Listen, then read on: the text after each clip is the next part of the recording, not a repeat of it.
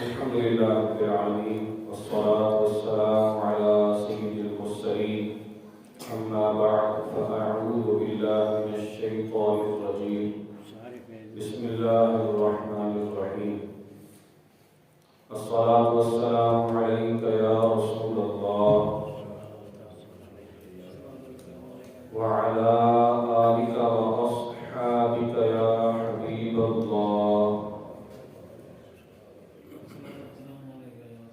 الصلاة والسلام عليك يا نبي الله وعلى آلك وأصحابك يا نور الله نويت سنة الاعتكاف فرمان مصطفیٰ صلی اللہ تعالی علیہ وآلہ وسلم ہے تم جہاں بھی ہو مجھ پر درود پڑھو کہ تمہارا درود مجھ تک پہنچتا ہے صلو علی الحبیب صلی اللہ تعالی علی محمد وعلی آلہ وصحبہ وسلم۔ رجب کی 22 تاریخ کو حضرت امیر معاویہ رضی اللہ تعالیٰ عنہ جو صحابی رسول ہیں ان کا یوم عرس ہے، ان کے عرس کا دن ہے۔ اول ملوک اسلام یعنی کہ مسلمان بادشاہوں میں سب سے پہلے بادشاہ اور کاتبین وحی میں سے ایک، وحی کو لکھنے والے جو صحابہ کرام تھے ان میں سے ایک، اور یہ صحابی رسول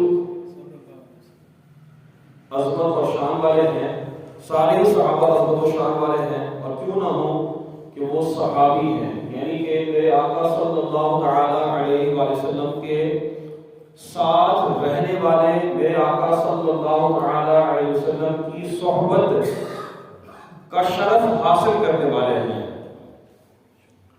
اور قرآن نے جن کی فضیلت کو یوں بیان فرمایا محمد رسول اللہ،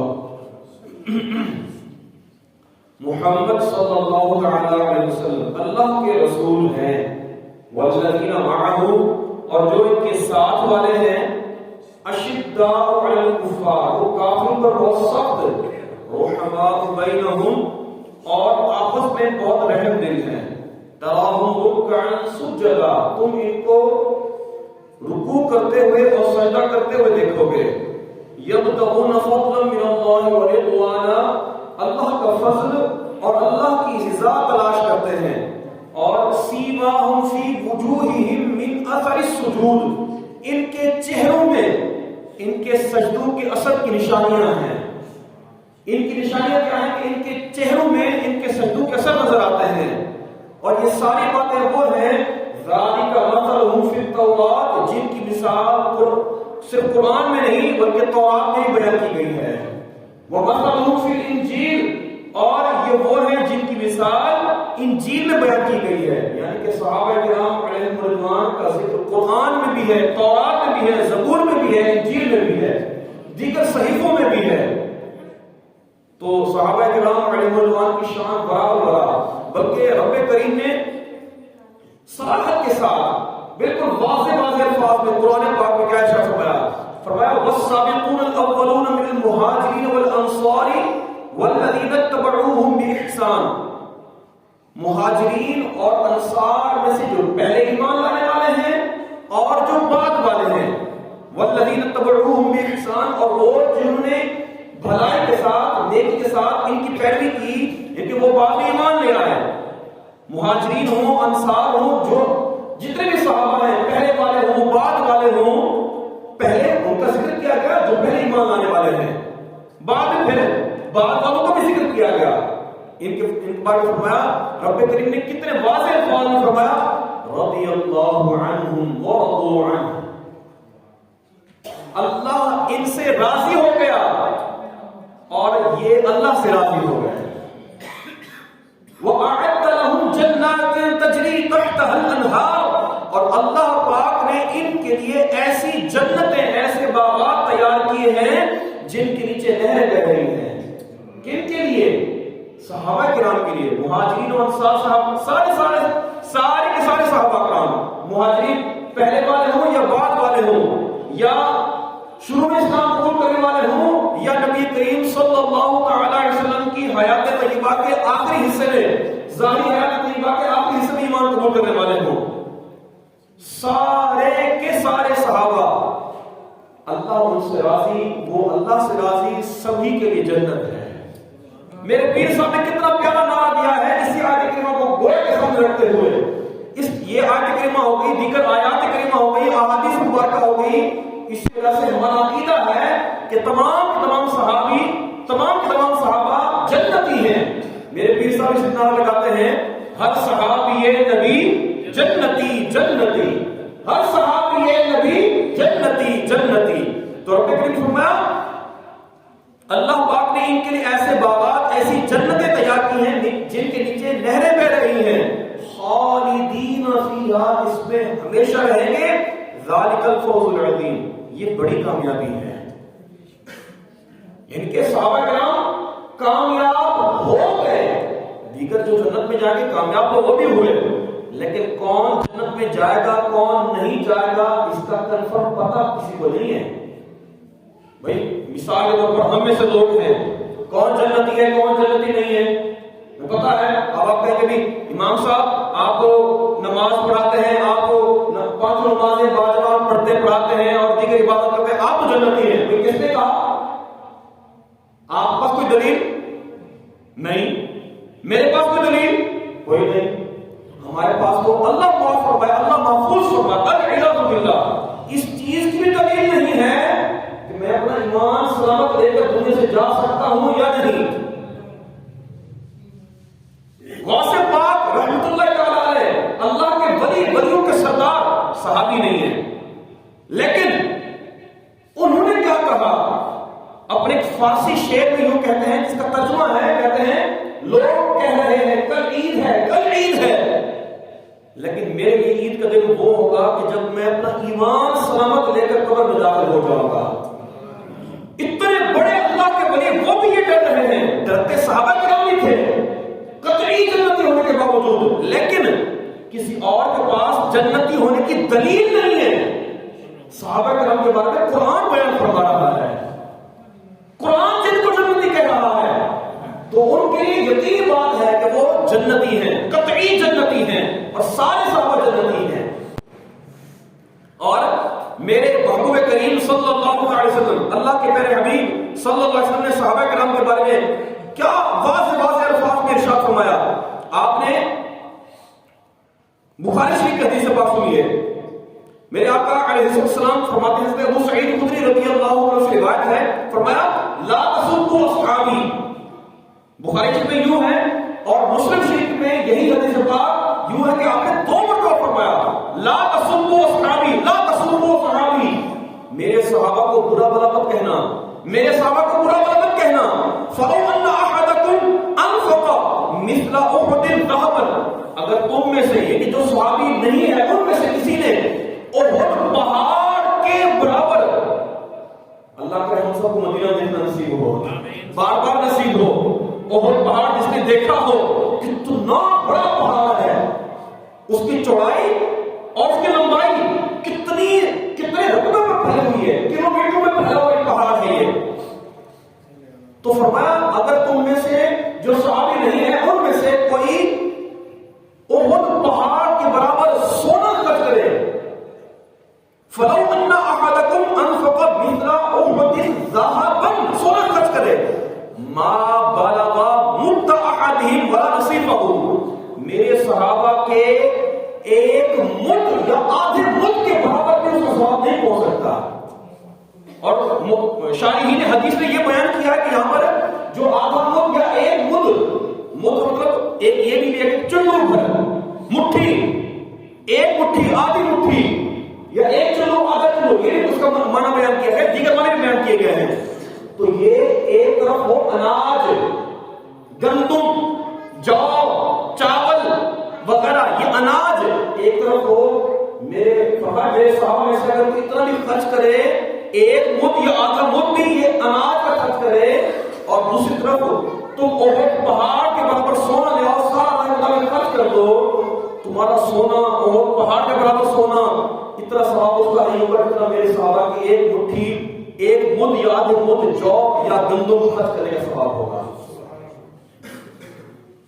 تو اسی طرح سے اور روایت سنیے میرے آقا علیہ السلام نے اس حوالے سے کیا ارشاد فرمایا, واضح ارشاد فرمایا, اور ترمذی شریف کی حدیث پاک فرمایا, بہت پیاری حدیث پاک ہے, فرمایا ما من احد من اصحابی یموت بارض, میرے صحابہ میں سے جو بھی صحابی کسی بھی زمین میں کسی بھی زمین کے حصے میں اس کا انتقال ہو مگر تو فرمایا الا بعث قائدا, تو وہ اس زمین کا اس زمین والوں کا قائد ہوگا, سردار ہوگا, ونور لہم یوم القیامہ, اور قیامت کے دن ان کے نور بھی ہوگا.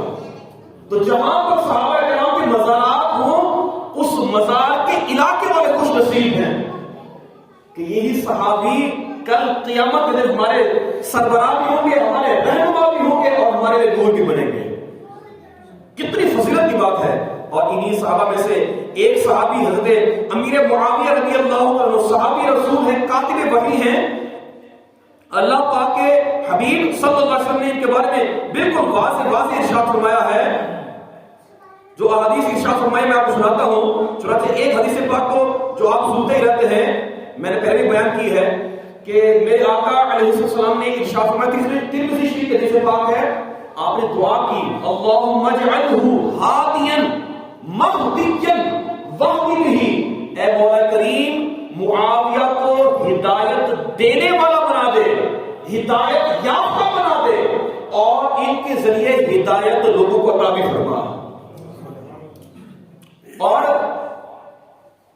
شارحین حدیث نے یہ واضح طور پر لکھا ہے, یہ تو ہم سب کو معلوم ہی ہے نا کہ نبی کی دعا قبول ہوتی ہے, اور اگر وہ دعا قبول نہ بھی ہونی ہو, ایک فرض بات ہے, نہ بھی ہونی ہو تو دعا کرنے سے پہلے ہی روک دیا جاتا ہے.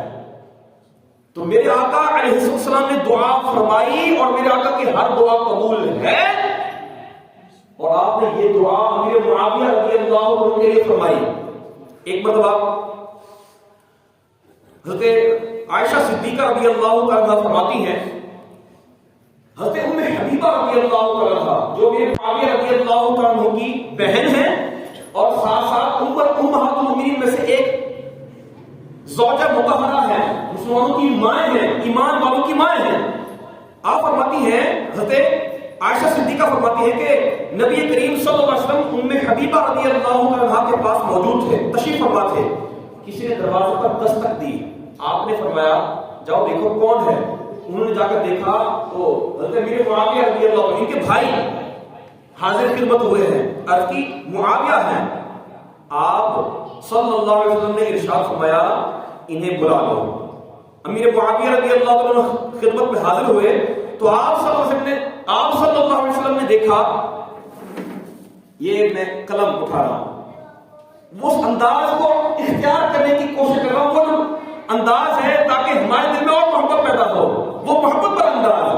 انہوں نے کان پر اس طرح سے قلم رکھا ہوا تھا, امیر معاویہ رضی اللہ عنہ نے کان پر اس طرح سے قلم رکھا ہوا ہے. میرے آقا صلی اللہ تعالی علیہ وسلم نے پوچھا اے معاویہ تمہارے کان پر قلم کیسا ہے؟ آپ عرض کرتے ہیں یا رسول اللہ میں اس قلم کو اللہ اور اس کے رسول کے لیے تیار رکھتا ہوں کہ جب بھی آپ کوئی ارشاد فرمائیں تو میں اس کو لکھ لیا کروں. تو میرے آقا علیہ السلام نے ارشاد فرمایا اللہ پاک تمہارے نبی کی طرف سے تمہیں بہتر جزا عطا فرمائے, بہتر بدلہ عطا فرمائے. میری خواہش ہے کہ تم صرف وہی لکھا کرو اور میں ہر چھوٹا بڑا کام اللہ پاک کی وحی کے ساتھ ہی کرتا ہوں. اور پھر آپ صلی اللہ علیہ وسلم نے غیر کی خبر دیتے ہوئے ارشاد فرمایا تم کیسا محسوس کرو گے جب اللہ پاک تمہیں پوشاک پہنائے گا, یعنی خلافت عطا فرمائے گا. یہ سن کر حضرت سیدتنا ام حبیبہ رضی اللہ تعالی عنہا جو امہات المؤمنین میں سے ایک ہیں, انہوں نے عرض کی یا رسول اللہ صلی اللہ علیہ وسلم